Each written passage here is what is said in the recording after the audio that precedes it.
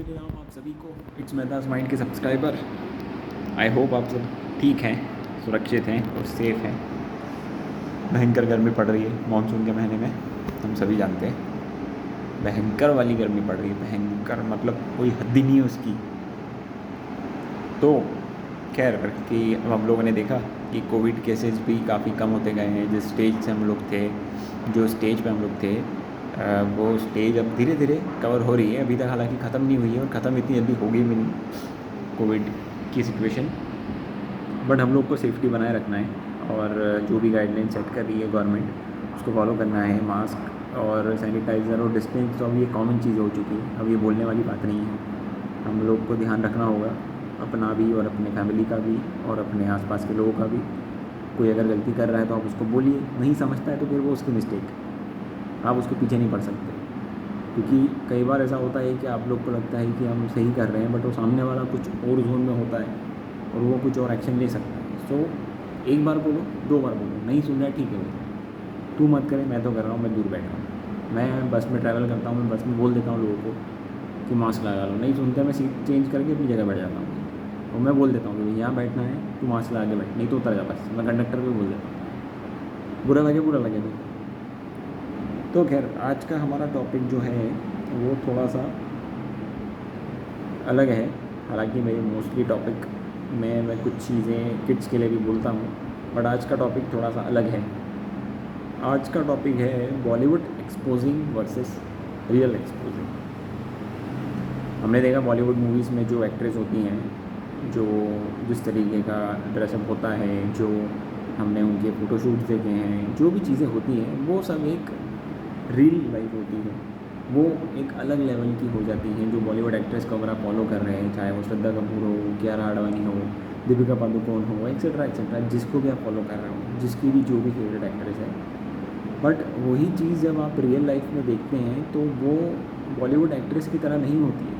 आपको लगता है कि बॉलीवुड एक्ट्रेस में जो एक्सपोज होता है, बॉलीवुड एक्ट्रेस जिस तरीके से शूट कराती हैं, बिकनी शूट हो गया, फ़ोटो शूट हो गया, एक्सेट्रा, जो मूवीज़ में जो सीन होते हैं, जो एडल्ट सीन होते हैं, जो भी सीन होते हैं वो स्क्रिप्टेड होते हैं, वो रियलिटी नहीं होती है। बॉलीवुड एक्ट्रेस के बीच में कुछ भी ऐसा रियल में नहीं होता है।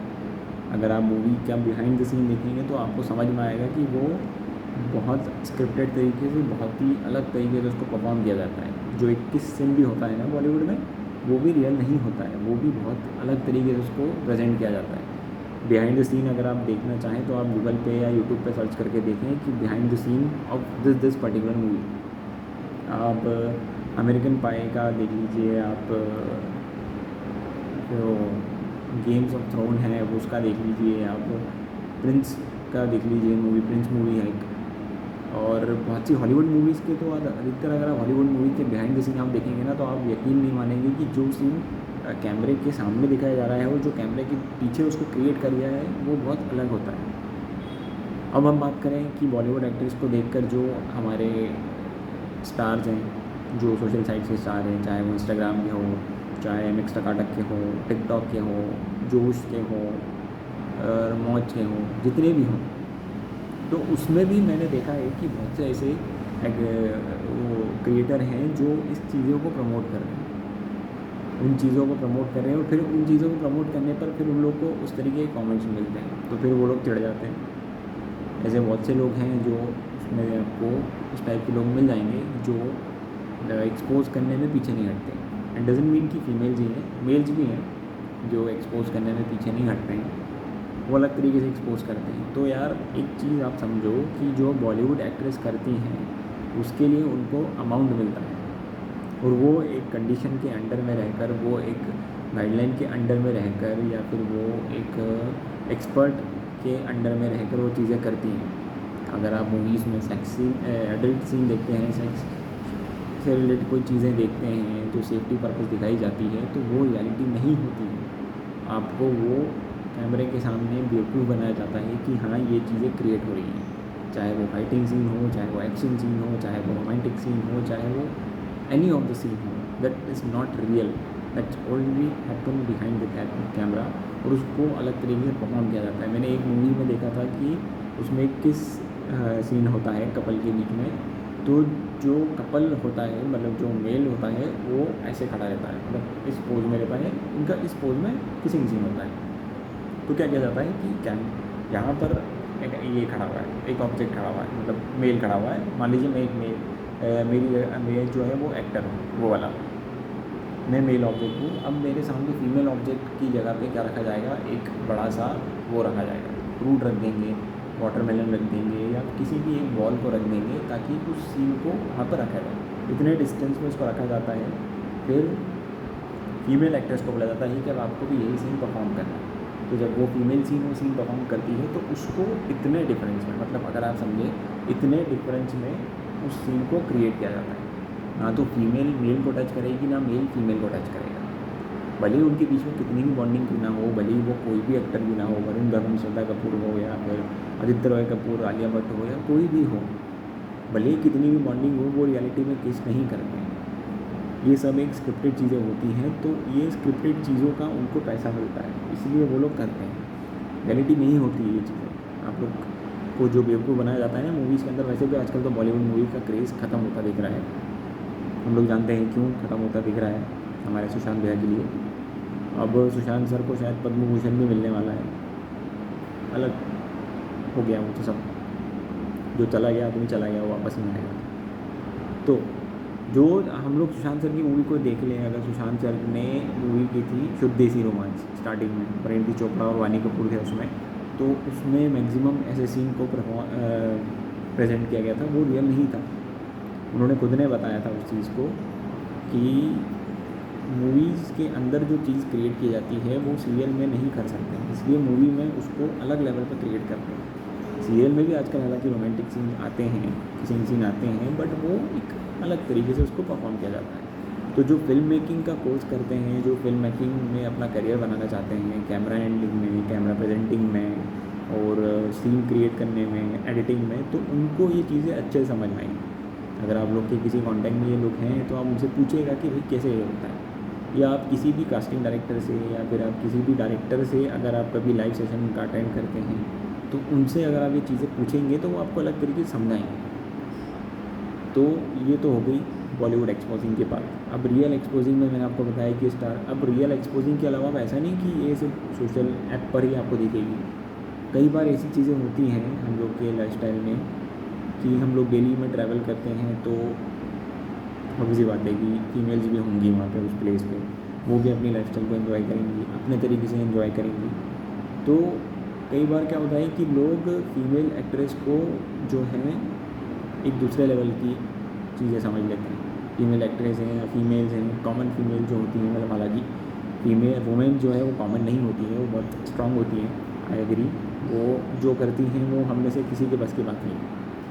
जो पेन वो सहन करती हैं, जो चीज़ें वो फेस करती हैं, वो हम में से किसी के बस की बात नहीं है। ये मेरा पॉइंट ऑफ व्यू है, आप लोग का है कि नहीं पता नहीं। तो क्या होता है कि कई बार लोग मूवीज़ देखकर जो आते हैं, बॉलीवुड की जो एक्सपोजिंग देखकर आते हैं, वो सोचते हैं कि ये रियलिटी में भी लागू होगी। जैसे बॉलीवुड में दिखाया जाता है कि भाई लड़का लड़की के पीछे घूम रहा है, लड़का डेली उसके लिए ये कर रहा है, तो लड़की पड़ गई, तो वो रियलिटी में भी उस चीज़ को करने की सोचते हैं, पर ऐसा नहीं होता है। रियलिटी में जो आप रील में देखते हैं, मूवी में देखते हैं कि हीरो अकेले 4 लोगों को मान लेता है, रियलिटी में आप 2 या 4 के बीच में घिरा जाओ तो आप वहाँ से निकलने की सोचोगे, आप अपने साथ वाले की सेफ्टी के बारे में सोचोगे। ये नहीं कि आप वहाँ हीरो बनोगे। ऐसा नहीं कि हीरो बनना गलत बात है, बनिए। अगर आप कैपेबल हैं उस चीज़ के लिए, आप उससे लड़ सकते हैं, आप में दम है कि हाँ मैं इनको हरा सकता हूँ, मैंने इतना तो अपना फिजिकली स्ट्रॉन्ग किया हुआ है, तो आप बिल्कुल भिड़िए, और भिड़ना अच्छी भी बात है। अगर आप फीमेल की रिस्पेक्ट के लिए भिड़ रहे हैं तो डेट्स वेरी गुड, खुद की रिस्पेक्ट के लिए भिड़ रहे हैं तो डेट्स वेरी गुड, प्रोटेक्शन के लिए भिड़ रहे हैं डेट्स वेरी गुड, बट बेवकूफ़ी ना करें इन चीज़ों में। अगर 40 लोग खड़े हैं और आप अकेले हैं तो आप नहीं लड़ सकते उनसे।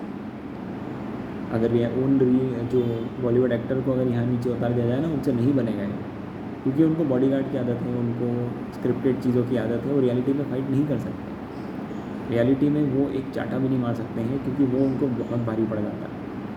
मैं नाम तो नहीं लूँगा कि ये चाटे वाली बात क्यों आई है, बट हम जानते हैं कि एक चाटे में कितना भारी पड़ गया था किसी इंसान को।